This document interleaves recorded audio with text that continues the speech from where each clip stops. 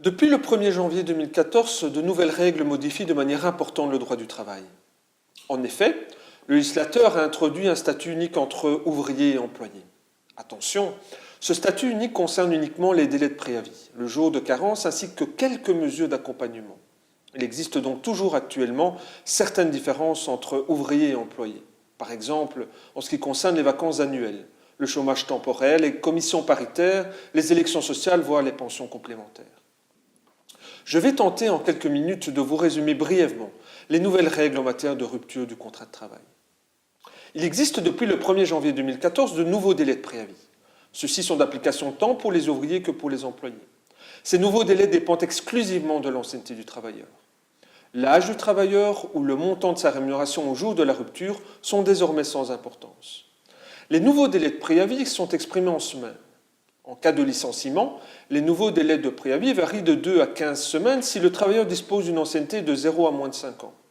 Ils varient de 18 à 60 semaines si le travailleur dispose d'une ancienneté de 5 à moins de 20 ans et de 62 à 71 semaines si le travailleur dispose d'une ancienneté de 20 à moins de 30 ans.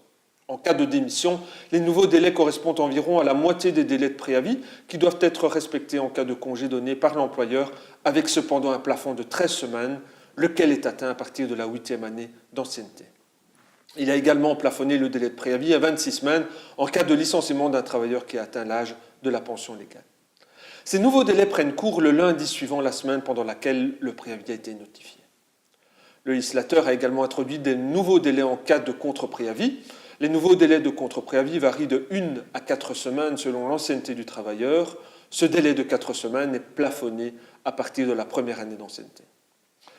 En ce qui concerne le paiement d'une indemnité compensatoire de préavis, je vous rappelle que dorénavant, les délais de préavis sont exprimés en semaines.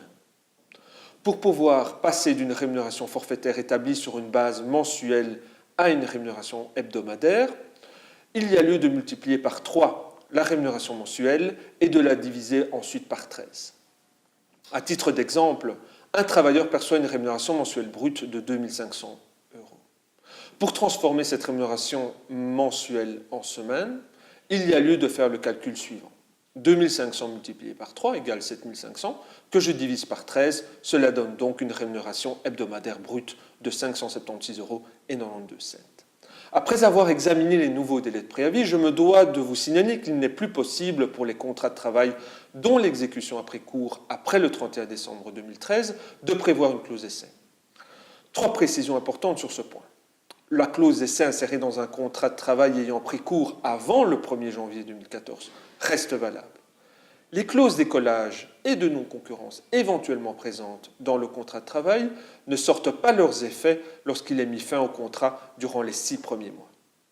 La clause d'essai est maintenue pour les étudiants, les travailleurs intérimaires et en cas de travail temporaire.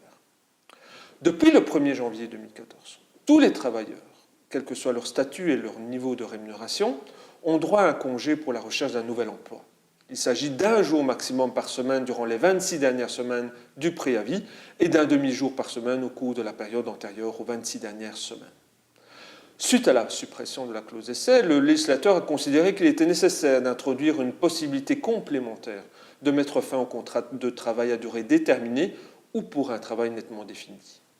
Pendant la première moitié de la durée prévue par le contrat, avec un maximum de 6 mois, tant l'employeur que le travailleur peuvent mettre fin au contrat de travail moyennant le respect des nouveaux délais de préavis que je viens de vous exposer. Prochainement, je vous exposerai les différentes règles transitoires applicables à la rupture d'un contrat de travail ayant pris cours avant le 1er janvier 2014, ainsi que les mesures d'accompagnement prévues par le législateur.